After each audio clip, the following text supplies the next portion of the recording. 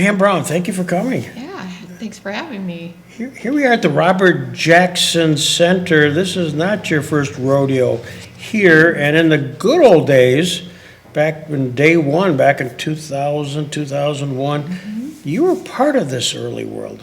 Yes, I was. What was your role here? I helped with collections. I remember going in the basement of the community foundation and cataloging archival items. I was trained on the museum software, and then I helped with the archives, design the archives, supervise the interns. It was a wonderful experience. And during that time, the executive director was? Raleigh Kidder. Who else? Now I can't remember.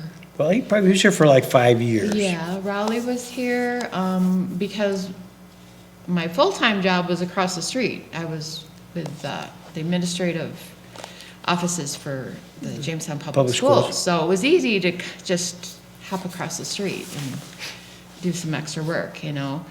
Carol Drake, Becky Robbins. I remember all those folks. Were you here when Rehnquist was here? Chief don't- Justice Rehnquist? I think that I was observing Okay. when they were Yeah. there. Everything, all the activity on the front steps. Yeah. Yes, we were watching from our windows above.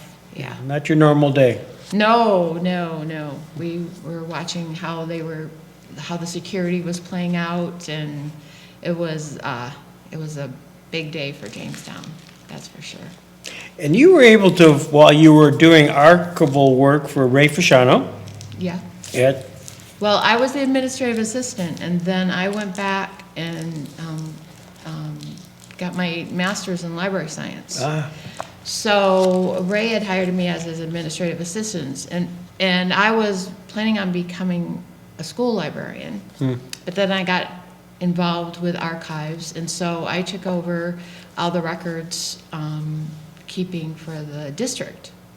So he gave me that opportunity to be able to, it was a pioneering at that point, you know. So it was a good opportunity for me, and I found my niche. well, I also know you found some goodies, some real gold Yes. on Jackson. Yes. Do you remember what some of those things were? Well, the yearbooks, the annual, Mary Willard, which Jen Champ and I collaborated on an exhibit here with a lot of original documents that she wrote. Found out that she was his mentor. So it was another aspect of his life too. Yeah. I think you even found some of his transcripts and stuff. Yes. Oh, you were finding gold. I remember those calls. Yeah. And here we're going to talk a little bit about a location in Panama, New York. But talk a little bit about you. Give me some background on your mom and dad. My mom and dad? Well, I grew up in Panama on North Street, next to the big white Baptist church. That was our home. My mom's still alive. She's 92. My dad passed a couple of years ago. He grew up on a farm on Button Valley Road. My mom grew up on a farm on Nazareth Road in Clymer. Her main name is Vanderkoy. She had 7 brothers and sisters. In fact, she is the only surviving of that group. I have a lot of cousins, and I don't know, I went to Panama Central School all my life.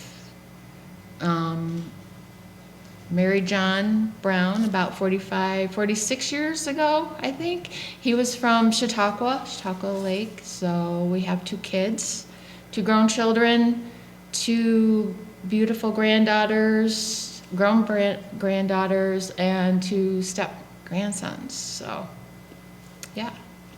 Now, did you gravitate towards, I mean, I've known you archives as a historian. You're a historian for the Village of Panama, the town of Harmony, I think the town In of North Harmony. North Harmony Yeah. as well. Our paths have crossed several places. Rollerball Speedway was Yep. most fun for a lot of us. But was that a natural thing for you to gravitate towards that world? Not really, no. But I knew that I wanted to go and get a bachelor's degree in order to get a master's degree. And so history kind of played into that. And I can attribute a lot of it to the support that I had from Rick Walters, Paul Benson. Mr. Walters was a pioneer in getting distance learning established in the area. So Did not know that. I would take his JCC courses at a discounted price, but I would be sitting in a classroom with kids my kids' age, and trying not to be the teacher's pet because I was so eager to, keep up with everything, and it was a great experience. I mean, it seemed to happen. I don't know if it would have happened if I was like 20 years younger. It was, as an adult learner, it was a good experience. So. Rick was intimately involved with us here. They were having written a few grants, which got significant amount of money, and Paul administered that which Rick got, and there were some Panama teachers that were part of that. Yes. One which was sort of internet related early on, and I'm drawing a blank, older guy, was part of that. Rick Walters, Paul Benson, even there was a very young Drew Biter in all of that too. Drew Biter. Yep. Kind of Panama cabal. Yes. Yeah. Interesting. So, as you found yourself in history, and then when did the archive library science piece kick in? It kicked in when while I was an administrative assistant for Jamestown, and we moved the records and the offices from across the street, which is the Raymond Pashano. That was when I first started. I started at Jamestown in 2001. Okay. And we moved over here, and all of these boxes of records that were stored in the basement over there were brought over here to a room. And I found myself looking for projects to do. So I discovered all of these archival records that they had kept in the vaults. And when I started as a historian in Panama around the same time, I went to Michelle Henry, who was at the county. She was the county records management coordinator, and she was the historian for the county for a long time. And she kind of guided me there, going in that direction with archival records, making sure that records were preserved. So I started taking training with the New York State Archives, meeting with their local representatives, and then I got involved in the records, New York State Records folks, and it just kind of, I just started getting involved in all that. So what would happen is with records, some you need to keep permanently, some you don't need to, but you need to dispose of them properly. And they needed to have a records management program at the school, and I kind of established or built on what they had already established. And because kids need their permanent record cards sometime in their future, so I just kind of fit into that job description, and that's how I started working with records, and that's how they established that position as records management coordinator for the school district.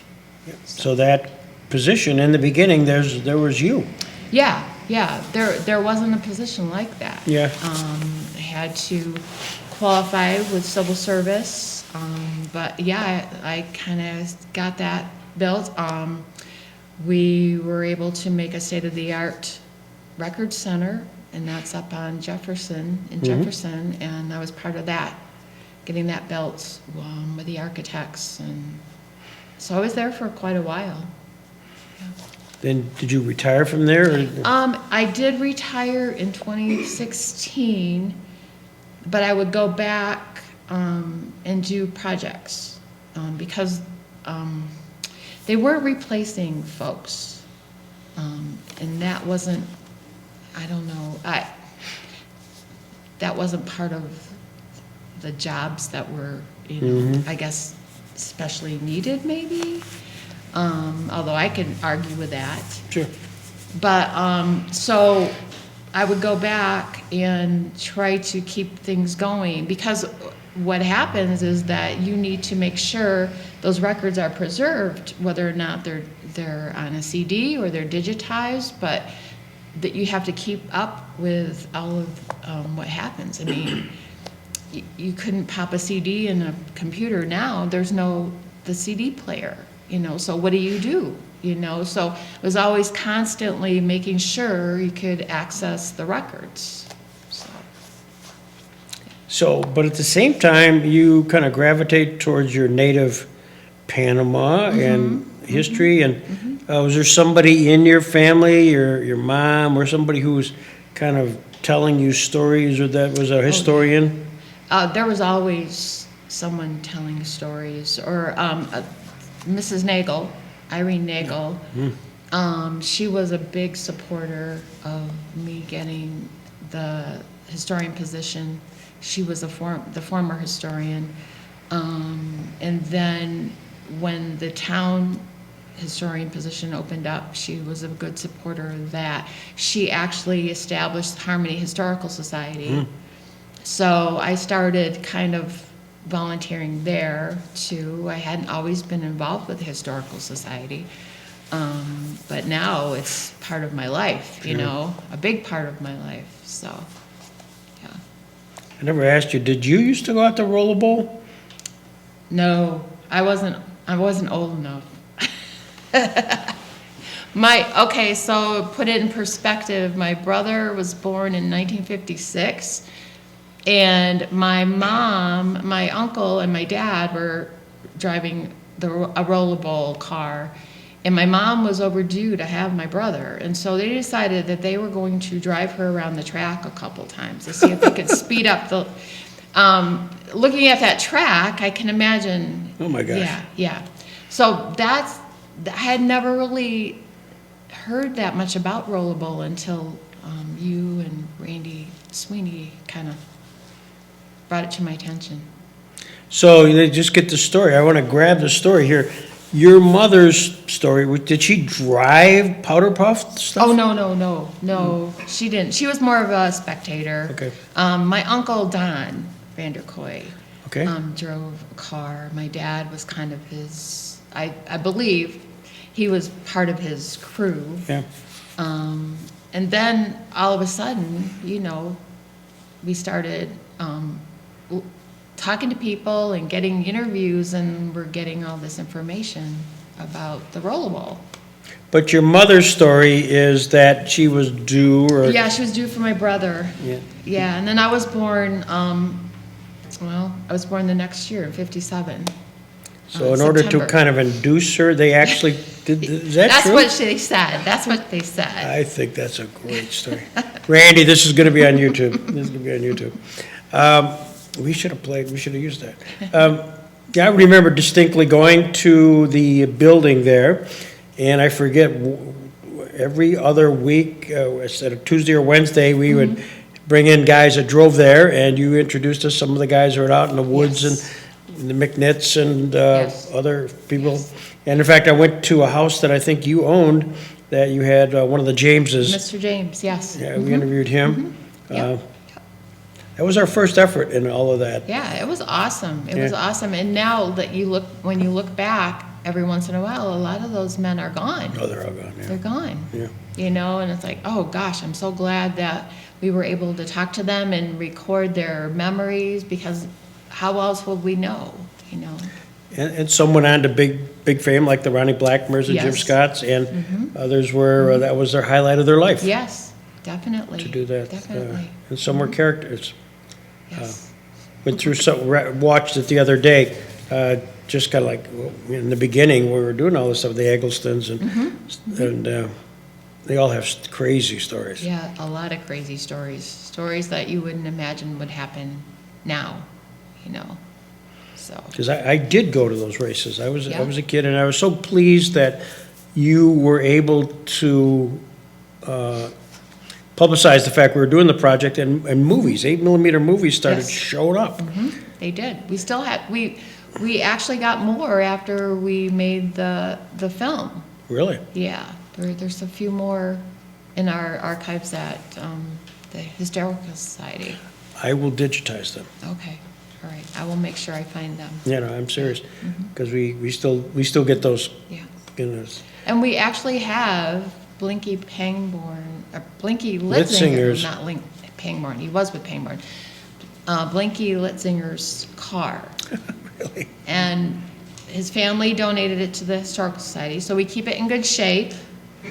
And we bring it out during the festival. Really? We don't give rides in it. It's not, you know, in a shape, but it kind of shows folks what they used, you know, an old leather football helmet, an old strap for a seat belt. And our local, the Panama Auto Center helps us keep up with the keeping it running, and tires for us. Oh, that's So great. yeah.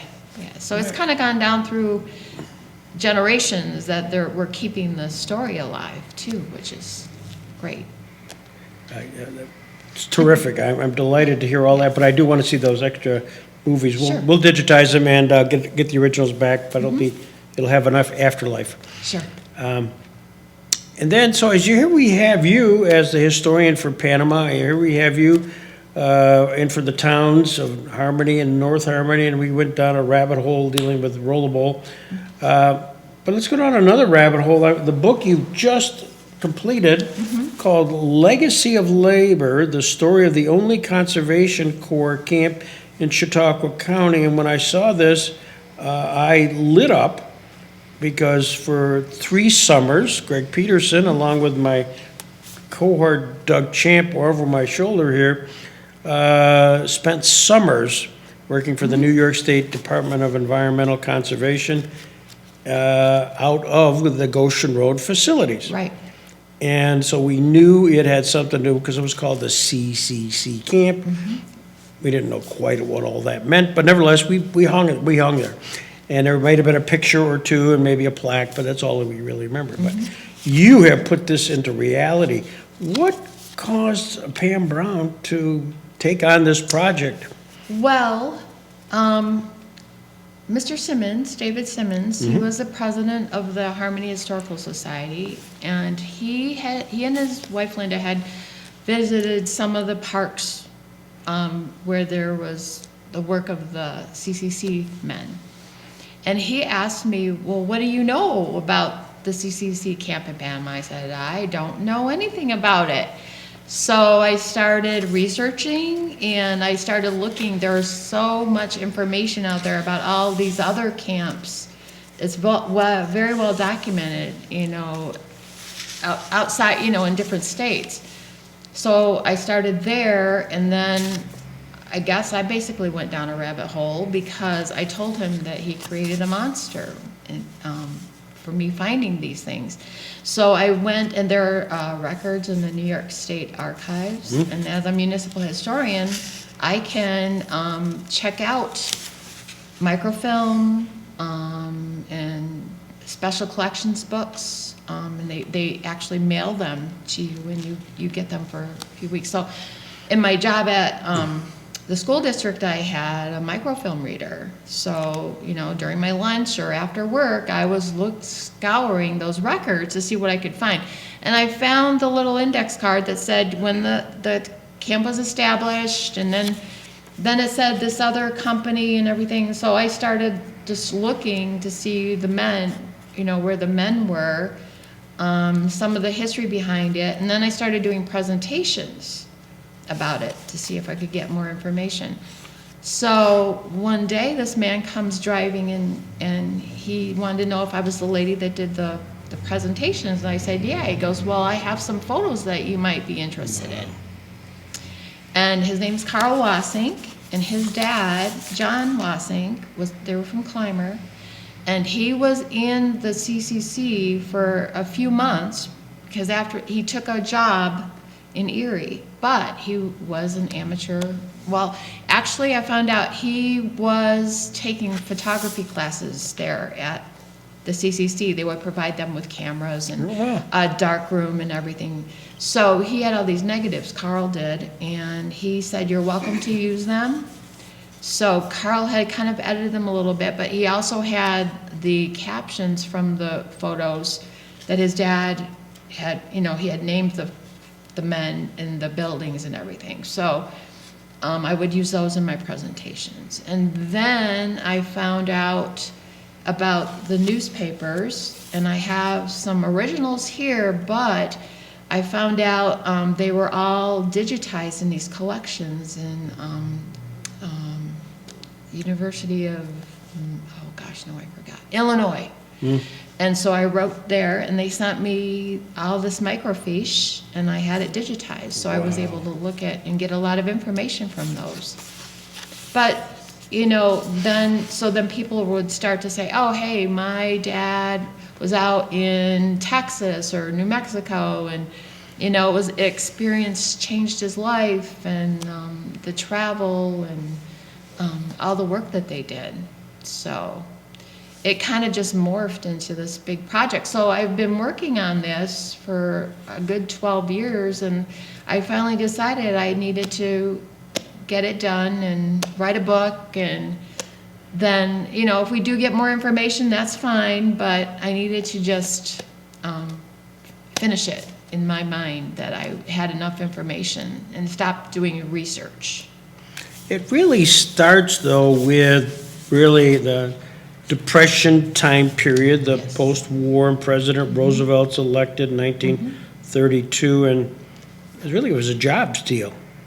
I mean, the concept was... Yeah, it was a job. They were jobs for these men, these unemployed young men that were they were out on the street. They couldn't find jobs.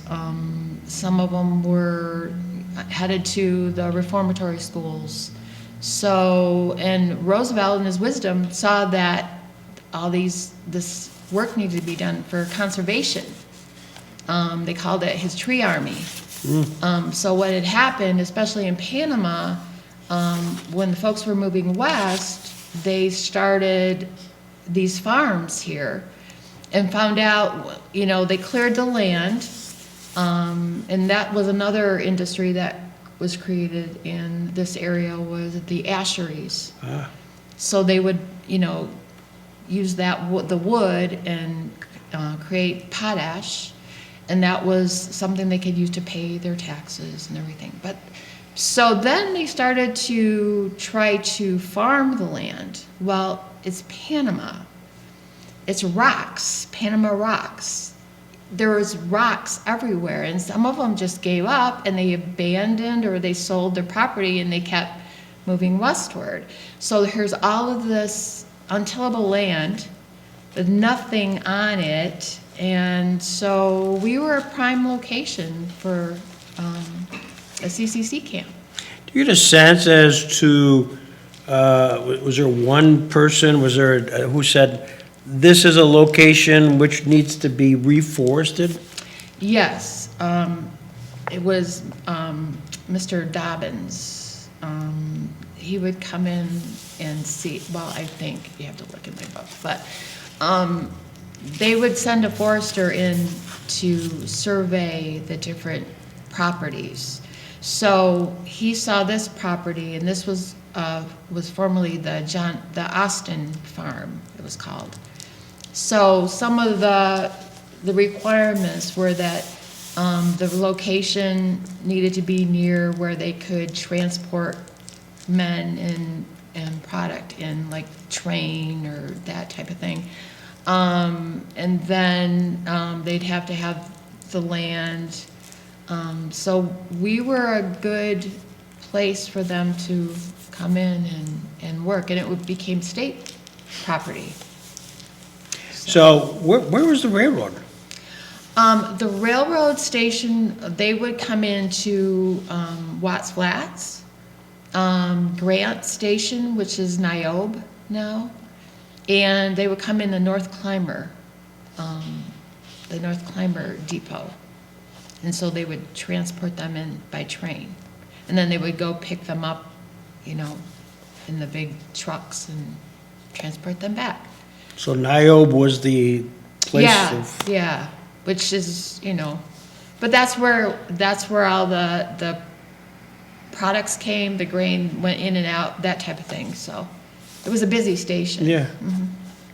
And I'm just trying to visualize the tracks. Did it go towards Bear Lake? And Some of them did. There were a couple different tracks. No, I'm not an expert on the trains and everything. I've tried to learn more, but the depot was right there. Now it's, I believe, a trail head there in Niobe. And in North Clymer was by the feed mill. Okay.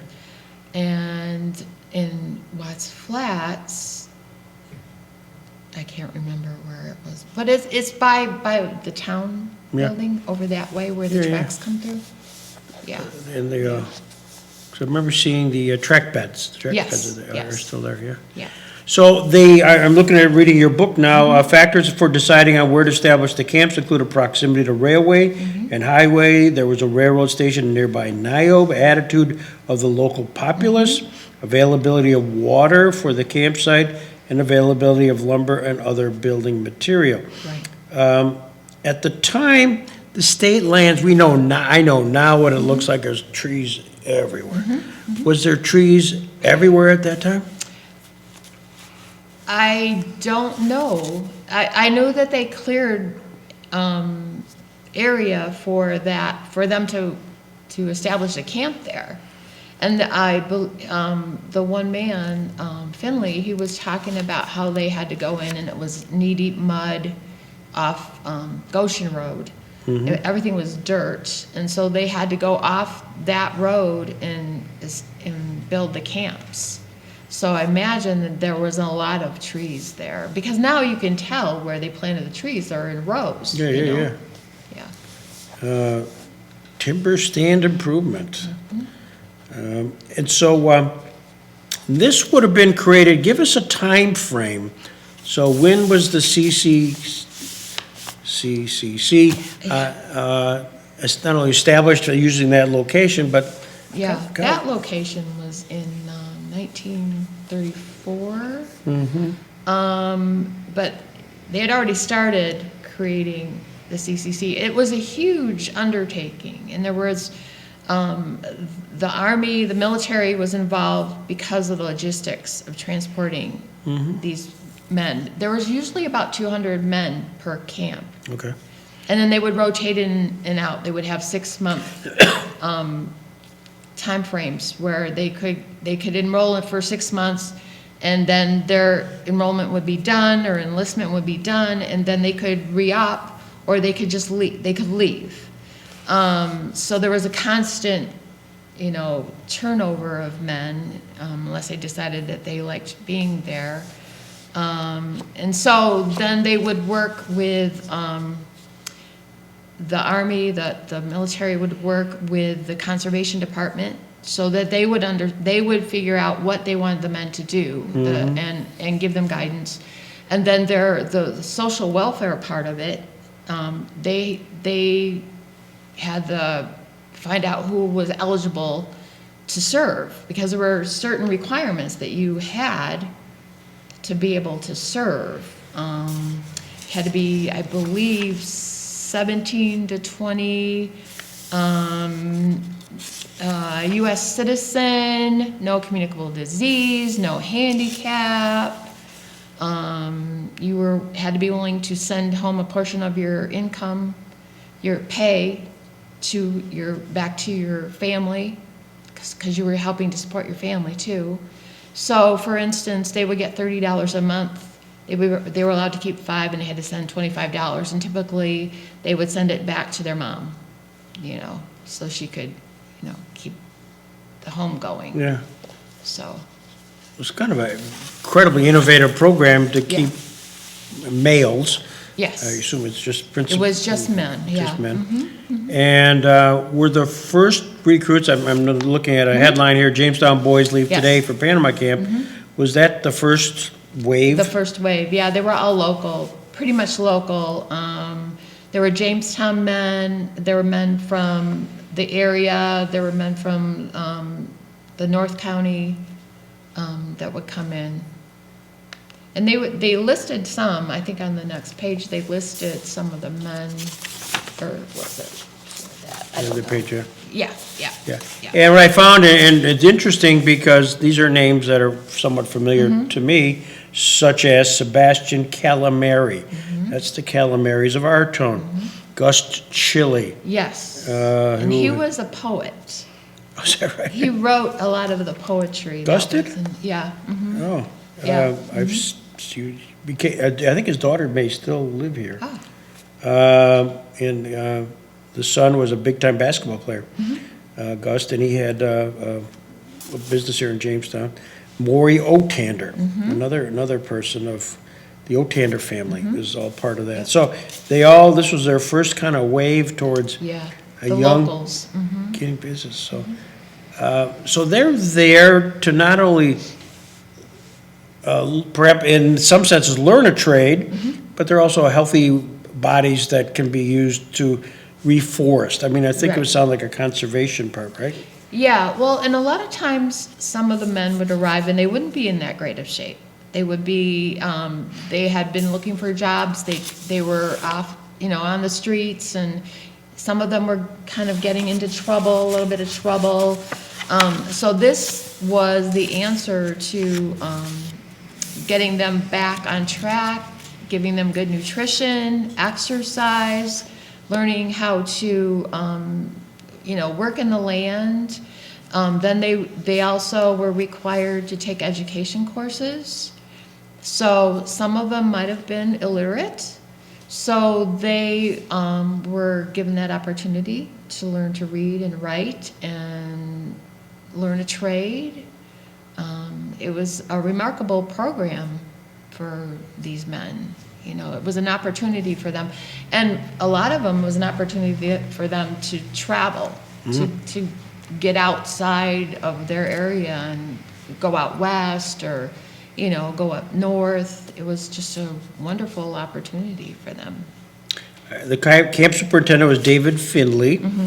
Any relation to the surveyor Finley, who was very active in the area for years and years and years? I don't know. Yeah. I'd have to look. Yeah, just curious, I 'cause- hadn't come across anything like Yeah. that, but I yeah. see that all the time in my business, surveys by, this is like 50s, 60s, 70s, Oh, the okay. Finleys. Yeah. So they had a camp superintendent and usually about 200, 200 about. and it was called Camp, was it, That was 1219. 1219, Company 1219. Yes. And it was a company that was part of the Conservation Corps, Civilian Conservation Corps. Was that part of the military at all? No. No, so it was just a separate federal No. government? Yeah, it was part of the government. A lot of folks, and if you've seen the more recent writings or research, they always thought that might be what it was headed for. And essentially, it was. They did exercises, they had discipline, but they didn't do any military. There were, guns or anything like that involved. So, but when they dressed up, like for when they guarded the president or something like that, they had old U.S. or World War I uniforms that they would wear. Yeah. Well, let's talk about that, because your book talks about it, is that one of the unique opportunities was in 1936, when President Roosevelt was invited to speak at Chautauqua. And I know there was just a lot of excitement, but also protection. Yes. Well, so it was only supposed to be a few of them that were supposed to, they were supposed to do basically crowd control on the roads. So when they drove in, they would keep the crowds back. But then reading in the newspaper, or in the camp newspaper, you find out all of them were required to go. Yeah. So they were all trying to get dressed up and look their best and act their best, and they made quite a good impression on the local folks, the local dignitaries. They enough so that they, it was recorded. So, and I found the page where all the men are listed. Yeah. That they guarded the president. Yeah, in fact, an article by CCC camper George Amenta titled "We Guard the President" is found in a September 1936 issue of the Panama Echo, reflected the excitement of the camp anticipating President Roosevelt's visit. And originally there was to be a special honor guard of 20 campers chosen by the camp commander. The skipper is going to pick out all the 6-footers in camp. You ain't got a chance, you shrimp. They even say that he may visit our camp. But anyways, it turned out that everybody kind of showed up, and there's a whole long list. What a sense of pride. Right. Yeah. The kicker is that they really didn't know when the president went by in the motorcade. Yeah. So, but they were there, so. The big day arrived, and after waiting for what seemed like an interminable amount of time, onlookers and campers alike finally saw the entourage of cars swiftly passing by, not knowing which car contained the president, but inevitably one of them did. Yeah. Oh, man. And then likewise, they also did the similar thing with when Governor Landon was there. And for the camera, that was the speech at Chautauqua where President Roosevelt talked about "I hate war." And this is we're at the Jackson Center. Robert Jackson, who was the very much involved in the government at the time as an assistant attorney general, but a local, was part of the invitation squad to encourage the president to come. And if you ever see movies or pictures, Path A movies, you'll see Jackson right there. He's right at the stage. Yeah. I digress, but I had to throw out a Jackson, Pam, Oh, for this sure. moment. Well, Okay. he's involved in another part too. Let's just segue to that, right? Well, no, I don't want to get there too fast. We aren't there yet. Because we just quoted something called the, let's see, that's the big. This is the Big Apple. No, let's get the Panama Echo. Right. There it is. Yeah. So This is talk one of them. And you've got a mountain, I'm looking at the mountain over here to my left, and what was that? I mean, is that part of their education process? Yes, they had a newspaper, they had a whole crew of, like a newspaper, like an editor, they had we had reporters. So each camp was required to do a monthly newsletter. And the national newsletter was Happy Days. It was called Happy Days. And that was published. And so Happy Days did an overall view of the CCC program, but these are of the individual camps, so they were all required to. I don't know if anyone else has this type of, this is from 1936. This is in pretty good shape. Yeah, it's great shape. And so what they would do is, here's the staff. They would list the staff. And then they'd have an editorial. They would talk about different aspects. They would have locals do advertisements in them. They would talk about what was happening nationally. They'd make up jokes, poems. They had a gossip column. If you knew the person's nickname, then you would kind of know what was going on. But they just it's just a nice overview. They would do drawings here. They would show what they would do leather work and different types of crafts, so they would show those, you know, tell people, and then they would have crossword puzzles, and then they would even have the schedule for the education part. Would this come out monthly? Yeah. I mean, it's a significant Yeah. document for, and that was done there? Yes, it was Pub- done. published- published They it there? had like an office or a class, a journalism class that did all this. So they would actually, Yeah, yeah, Wow. yeah, that's the, you know, the good old, yeah, so, I mean, these are just a few of the surviving papers that were found or given. They actually donated them to the Historical Society. My cousin, George Froman, is he collects a lot of items, and he'll bring them to my attention, and, you know, so some of these were from his collection. wow. Too, yeah. So that was the Panama Echo, which was part of the Camp 1219. 1219, and yeah, there it is. Yep, yep. And that camp, well, let's talk more about that. In addition to something like journalism, what else opportunities did the Camp 1219 have? Well, they had different English classes. They even were working with the Jamestown High School, adult learning classes. They learned first aid. They had gardening. They would learn how to do that. I'm trying to find a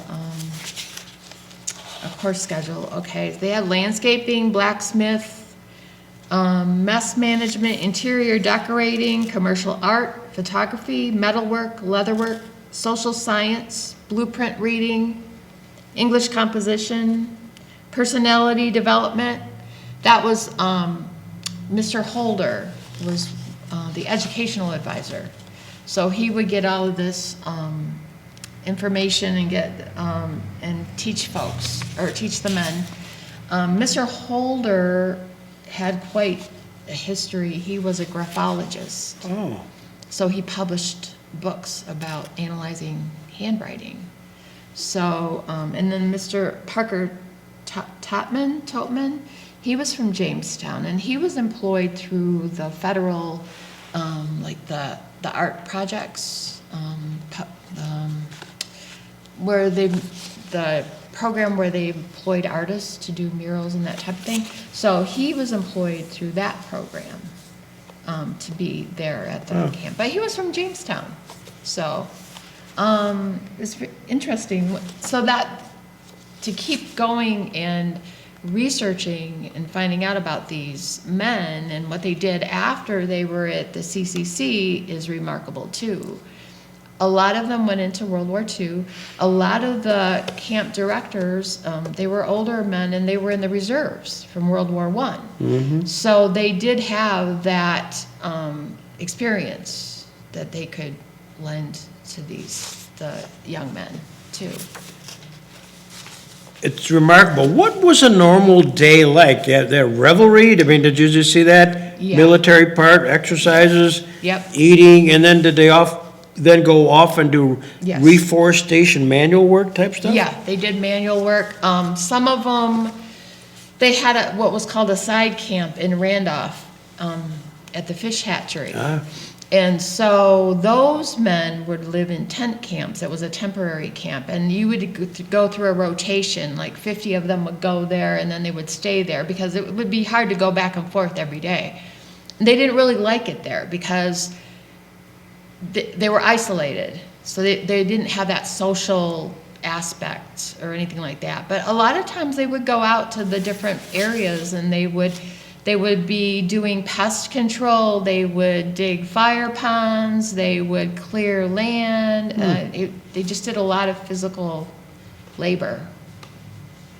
In Panama, I forgot to ask, their facilities, was it tents or did they have physical structures? They had barracks. Barracks. Yeah, they had barracks. They would be like a temporary building. Yeah. They had almost like an army barracks. They would put like creosote on the outside. And then they would have separate buildings for the mess, you know, the cafeteria or whatever. They would have administrative buildings, they would have the education buildings, they had a library, they had a community room where they would hold dances. The local girls would be chaperoned and go up to the dances. My Aunt Carol told me that she did that once, but she made sure they were chaperoned. And they would have different groups come in. That was kind of the social aspect, because they wanted to make sure the men were kind of in good standing with the community. That was the community had to basically accept them into their world, you know. So they would have a talent show at the high school. They would play basketball at one of the middle school gyms here in Jamestown.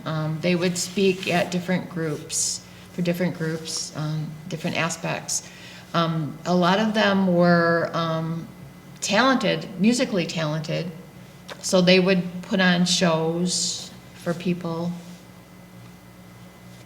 They actually did a radio program. Just reading. Yeah, reading they this. did a radio program. I wish I could get the transcript. I don't know how I would ever get a transcript of the radio program, but they would come into Jamestown and record the radio program. And I think one of them, it was nationally, they were a pilot program for... NBC? Radio station WOCI. I don't know if that was the predecessor to WJTN. I don't think I don't know. I would assume, I don't know how many, all I can remember is that it was probably here right in the building that was here in Jamestown. Yeah. Interesting. You're right, that would be fascinating to see. And it was entitled Interviews with the Past, to be presented once a week for 6 weeks. Program was billed as a drama running for 15 minutes with scripts containing about 5 parts. The scripts were obtained by Robin Holder and were fully approved by NBC, having been written by newspapermen and edited by very prominent NBC writer. Radio station WOCI in Jamestown aired the broadcast. Okay, all you folks watching this, what's WOCI? Yeah. Oh, that's fabulous. And the company there, 219, and was there, and then at some point they disbanded. Was that because their time lapsed? Is there? Well, that's an interesting story. So they were getting ready in April of 1219, by the way. 1219. Yeah. So what happened is they were happy to be there, but the governor of New York decided that there needed to be more integration of the different troops, because they were segregated. There were white, Native American, black. There were veterans, and they were never mixed. The black companies did not have black officers. They were all white officers. So what was happening is this one group, of black men, was coming off the Wallkill flood project near Waywandah, New York. So there were 3 groups of them. They were called junior enrollees, and they needed a place for them. So they transferred them to Panama, and that made quite a stir, because what happened... So that was company 246C, which meant they were colored. Ah. So the governor said, you're going there. You're going there. And in order to make room, they disbanded the other. Yeah, they disbanded the men from 1219. There was a lot of heated discussions because the local officials felt that our community didn't have anything in common with 200 young black men from Harlem. So they didn't feel it was a good fit for these men to come in. But regardless, they came. They pretty much picked up the work that the other men were doing. In fact, they were going to do an open house, and then all of a sudden they're saying, "No, you're done. You're gone. Your enrollment's done, and this other group's coming in." So I'm going to read from Chapter 8. Company 1290, well, a March 31st, 1937 Post-Journal article announced the camp had received orders to disband Company 1219 to be replaced by a company of black enrollees. I suspect that term wasn't used at the time. no, Black, yeah. no. Well, I mean, yeah, we had to kind of. Yeah, I get it. Yes. So the company 1219 were men, you wonder what happened to the men, were given the option of a discharge, go home, or transfer to other camps, and several enrollees had already left the camp, so on and so forth. And then the Post-Journal reported that it's understood that some residents of the area, including Jamestown, planned to make the inspection occasion by voicing a protest against the disbanding of the present company and the substitution of a Negro company for it. These groups point out that there is no large Negro settlement in this area and that there are no facilities for the entertainment of such a large group of Negro young men. So if I even hearken back to one of the early criteria for having a camp was one of the factors is attitude of local populace. I mean, it was one of the four pillars. So I suspect that's triggered some of this here. Yes, it did, yeah. So they still arrived, and they tried, well, so let's back up a little bit. So with the protest, they went to the federal level to try and get them to change their mind. The director of the CCC, they tried to get Mr. Jackson involved, but they said that they hadn't received any protest about what was going on in Panama. So the men came in. What's interesting is that when I interviewed folks, a lot of the folks were older, probably 10 years ago. Wouldn't you think that 200 young black men from Harlem coming into the Panama area would have made an impact of some sort? They didn't really know anything about it. Yeah. So I don't know if but their presence was known because they were in the newspaper. They were trying their darndest to be at churches and speak at groups, and it was just, when I saw that, I go, wait a minute. That was like a whole big breakthrough, to see that. So, but nobody knew. Yeah, this is, to me, I had no idea. Yeah. Protests were quickly raised by residents despite short notice.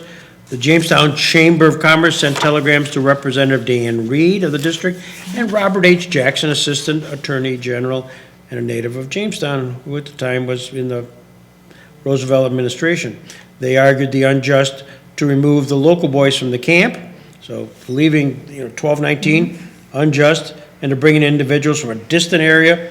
Additionally, was concerned with expressed about the unfair to the black enrollees, because there is no essentially black community in the area to support them. Correct. So what was they came and picked up in Niobe, I'm sure, and brought here. And so what was the reaction? The community, do you get a sense of? Well, I've just read, at the beginning there was a lot of positive information in the Big Apple Gazette and in the local newspapers, because they would come out to church groups. They would be involved. They were involved in a choir in Erie. But as time went on, there were reports that they were down in Brooklyn Square causing trouble. Whether that was fabricated to make them look bad, I don't know. But a lot of times they would go to Buffalo, if, like on a leave or whatever, and they wouldn't stay so much in the area. So the big thing is when I was looking for information, is that they were really involved in the boxing arena here. And they had some Golden Glove boxers in their midst. And a lot of times they had their own leagues. They had their basketball league and softball and all that, but they kind of came out and boxed against locals, and some of them were accomplished boxers. And I like the names they gave them, like Lickerhead Wilson, and they were just, it was funny to see them on the sports page, the CCC camp boxers, the fisticuffers that came in. So they actually boxed in an arena on Washington Street, they said. I haven't found that. I've talked to the Sports Hall of Fame folks, and they haven't found any information. I talked to the Fenton, and they also boxed in Celeron, the park. So, but they were bona fide Golden Glove. Well, here's because the chamber had reached out to Robert Jackson, and again, I should mention this. An article, again, in the Post-Journal, this is April 1st, 1937. The article reported that the only response so far to the protest made by the chamber to the disbanding of a company was a telegram received by Lucian Warren from Robert Jackson, Assistant Attorney General. He wired Mr. Warren that inquiry at the office of Robert Fechner, director of the CCC in Washington, revealed that the office knew of no change in the Panama camp. Fact remained, however, that the camp had been evacuated, the old company disbanded, and the commanding officer received orders to expect the arrival of a Negro company. So, I mean, that doesn't really tell you much other than that. And what was interesting also, this is just so fabulous. Dan Reed, our congressman, is that there is a plan to redistribute the colored population of Harlem through the rest of New York State. That is indicated by the plan to abandon the camp if local communities object. I mean, back to that point, if they object enough, we'll just... That's what happened. And that's what happened. And he mentioned that it places Jamestown and other communities where such a move is under consideration in an embarrassing position. They will lose the camp, and white enrollees will be disbanded if they do not acquiesce by having the blacks in. And then Governor Herbert Lehman, indicated that the Panama camp was ideal for the Negro camp, and he was making the case. But the point is between a rock and a hard place. Back to the point, if the community object, we'll just cut the whole camp down. And that, it wasn't just in New York, it happened in several other states too, like in Ohio, there's an example of that happening too. So how long did the Camp 246C exist? it wasn't that long. 1937, I think that was disbanded. Yeah, and I'm looking at a headline of a paper, Jamestown Evening Journal. Lehman charges discrimination against CCC Negroes, advocated Negro company for Panama camp, and it talks about this. So this is 37. Yeah, it was later in 1937, and they just, a lot of what happened is, when they disbanded it, some of the men went to Cat County to, I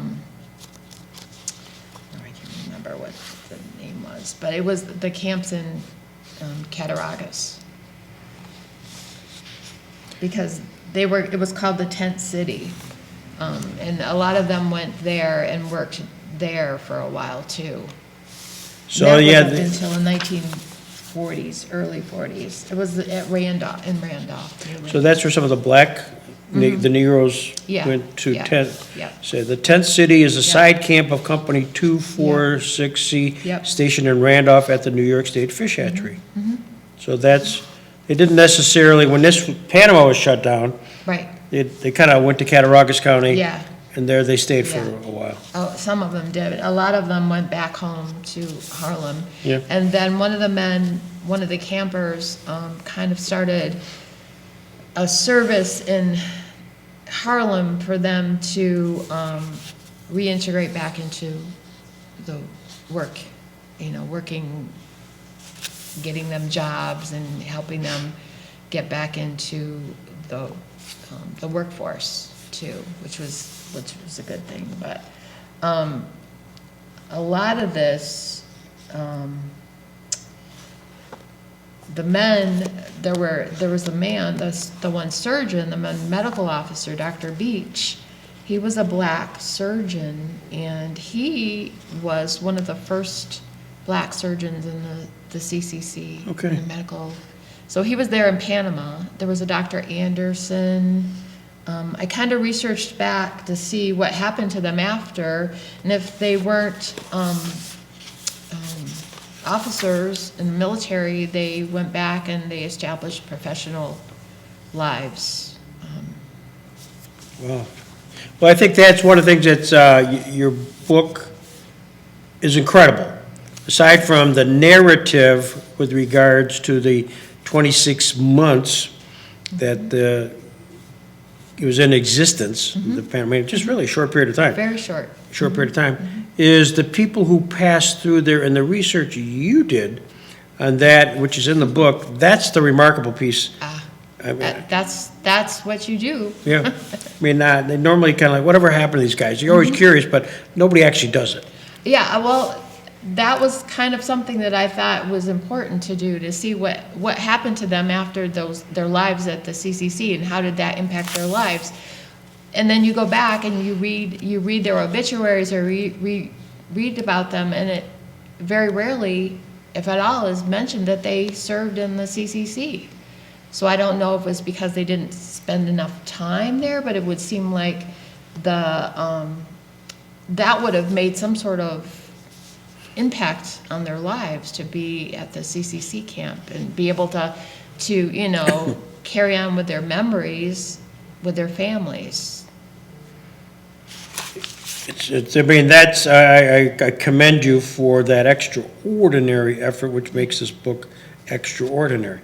It also talks about, just back to the company, as they left Panama, this is the 246C, the colored company.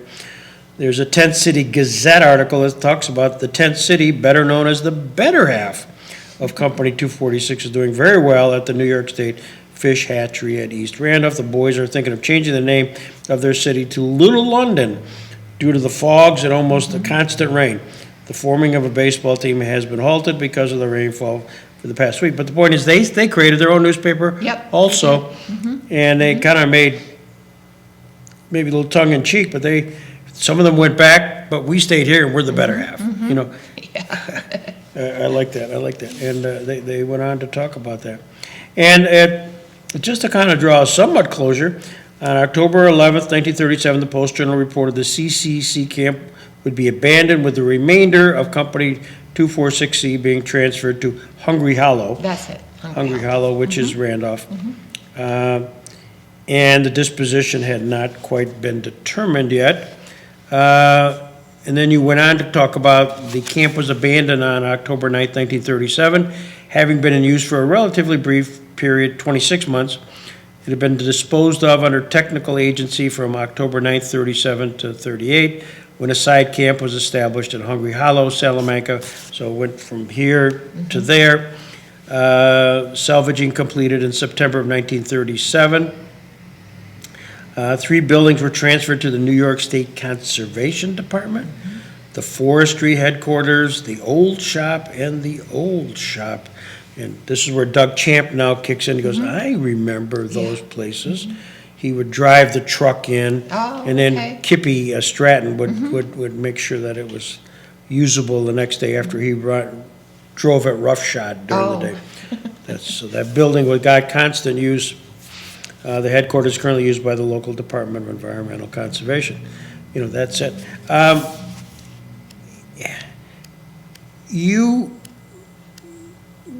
Again, kind of paused and reflected a little bit, and I'll read this, and then you can comment. Author reflections. Right at the very end is sort of your postscript.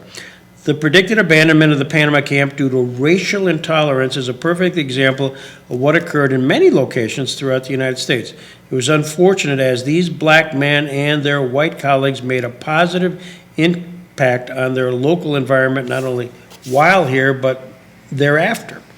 One can only wonder what other great accomplishments they would have made in Chautauqua County if allowed to remain at the camp for the duration of the Civilian Conservation Corps period. It's a heavy-duty statement. Yeah, well, what if they had remained here? Yeah. And we benefit from their work. Just, take a hike to the state lands or, see the work that they did. If they hadn't been there, that would never have existed. And it's significant. Mm-hmm. And certainly up in the Panama area, It seemed like half of Panama area is state lands. State lands, yes. Yeah. Yes, I kind of contacted the local forester and the ranger to see, I wanted to put a historical marker there. And so we talked, and I believe that they're going to get a marker up there to show where the CCC camp was located, because they really didn't know that much about it. But I guess they're a special marker that they make through a shop at the state level. Mm-hmm. So that's kind of nice because they're recognizing the significance of the camp, So. I'm assuming the camp location where the barracks were is all where the buildings currently are. They're sort of in that area. There was a there's a rough in here by Carl to show kind of where he thought that they were based on they found where there were ponds, like a man-made pond, like a wading pool or something like that. There's not a lot of, I don't know if any of you ever found any artifacts. He found some car parts, some hunters found a few things. Ed, if you can see that, Ed, can you see that? So I don't know, but that's basically the shape, like the standard setup for the camps. We remember the pond. There was a pond back there, and the doctor, Dr. Williams from Clymer, was their medical doctor. So my friend Suzanne Raybergen, she was the historian for Clymer for a long time. I talked to her dad, and he would drive the doctor up there because he said the roads were muddy and sometimes he got stuck. So he would go along with him because he had to do the physicals, or he would help, there. And actually, Dr. Williams was he was an officer. He was in the reserves. So he started in Clymer in 1933. And so he was a country doctor. He was my doctor for a long time. He would come to, he would make house visits. If, a child was sick or something, he would go out and visit the family. But he was there for a long time for them, and he would play baseball with them. He would show them how to use a tourniquet, or, health-related topics, too. And you describe that in your book. Yeah. And where can one get this book? You can order it online through Amazon. I'm scheduling a book signing, and hopefully I'll let folks know when that will happen. I'm doing a presentation in May at the Ellington Library. That will probably come out, eventually, soon. or they can contact me. I didn't put my contact information in anything, but you just look up Harmony, North Harmony, or Panama Historian, and you can always find me. What's the question you expected me to ask that I haven't?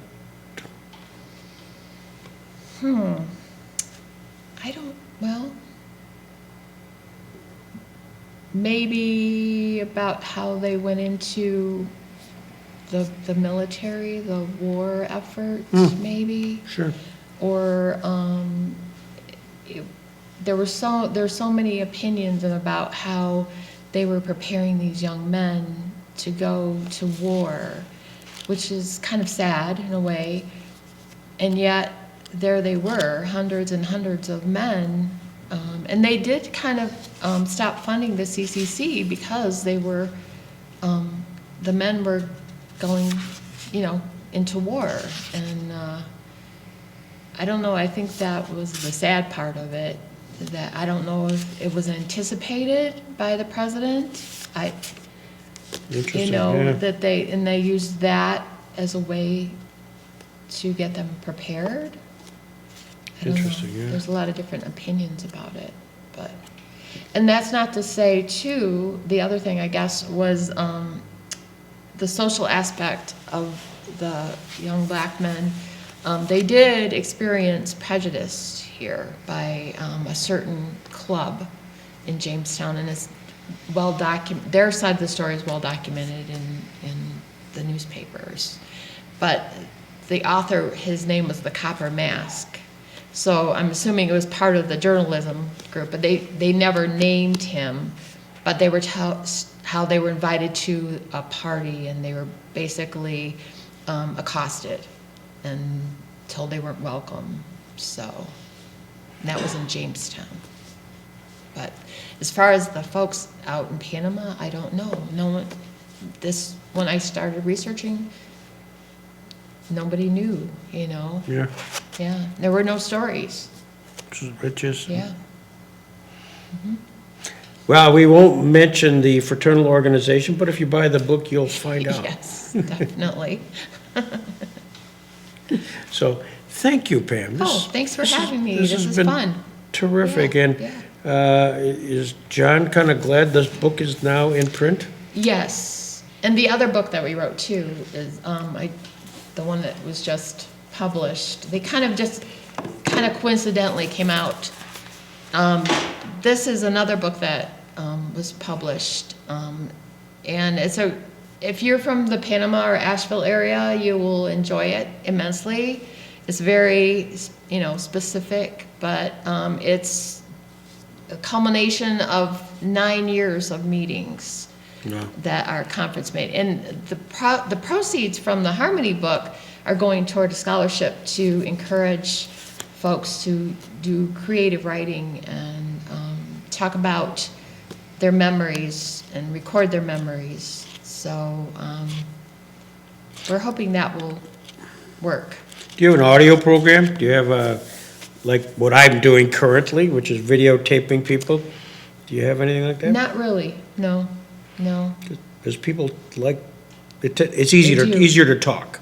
It is easier to talk because we talk about people recording their memories, and we tell them, dictate it. Or I'll have someone say, oh, you should talk to my grandpa, he's 100 years old. Well, I think that you knew him a lot longer than I did, and maybe if you could talk to him and get him to talk about growing up in the area, maybe turn your recorder on. I mean, I think sometimes people are more comfortable talking to people they know. Oh, sure. I know my dad had recollections when he was in Korea. He never really talked about it with us, but a friend of mine, Judith Wellman, she's a historian, she came to my parents' house and he talked nonstop for 2 hours. Wow. But he never talked about his experience while he was in the military to us. So It's very typical, by the way. Yeah. We've done at the Jackson Center over 350 interviews with World War II veterans, and most of them had never, ever talked about it. And usually it'd be the grandchild sitting right behind me, like jaw on the ground, thinking, say, Yeah. holy cow. Right, But just let them talk, that's the Right, basic thing. Yeah. right. Get them, you gotta get them comfortable. right. And to think about what they did when they were 20 years old. That's right, yeah. It's just amazing what they did, so. Okay. Well, this has been fabulous, Pam, and thank you for all you've done for all the history and here at the Jackson Center, in the early days, your manual is still being used, so, That's good. yeah, still part of it, the Great. Pam Brown manual. Great, Thank you. awesome. Thank you, guys. Thanks, Ed. Yeah, thank you.